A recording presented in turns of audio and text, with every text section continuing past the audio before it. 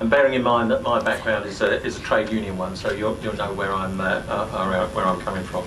But if you look at the key findings that they refer to in their report, that 20% of the sites they looked at worldwide employed child labour. 74% of workers work more hours than the ETI base code limits. 60% of factories and production sites failed to pay the minimum wage.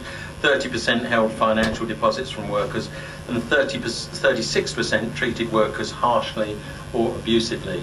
It shows that although we're all in this room committed to the concept of ethical trade and trying to improve conditions for workers in supply chain, that we've still got a long way to go. This is a journey that we're all on, but a very worthwhile journey. And the data highlights two key themes: the use of temporary migrant and agency workers, and the importance of the freedom of association and collective bargaining provides workers with the freedom to represent themselves and negotiate with management. And Impactt has found this freedom to be a highly effective method for workers to combat workplace injustices. This freedom, however, is a rarity.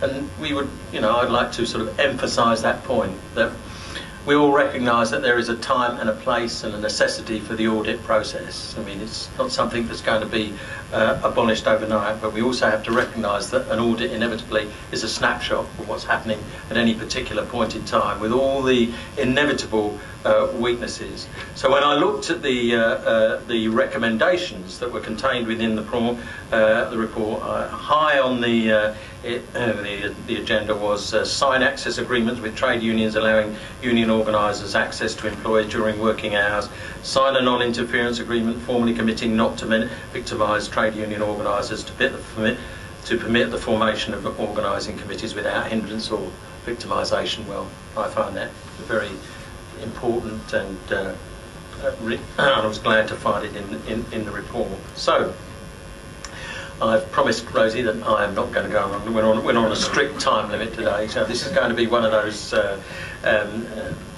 do's that you've attended, which is not going to bore you to death with long speeches. And I've got to make sure that I keep that commitment. So really, what I would like to say in conclusion is that the question is, I suppose, that people ask themselves, especially our corporate colleagues amongst us, does it pay to be ethical in today's highly competitive global marketplace? Well, I would say emphatically the answer is yes. Why? For two good reasons. The increasing consumer awareness. It may have been a long time coming, but it is gradually emerging. You've only got to look at the increase in fair trade and to recognise that. And also, of course, perhaps even something that concentrates the corporate mind even more is the risk to brand reputation when there's media exposure. So there are good reasons, even if you don't embrace the moral and the ethical need, and I would hope that we would do. So that's enough from me. My last remaining task is to give a warm welcome to David Croft, who now works for Cadbury's, as I understand. And there he is. David, the floor is yours.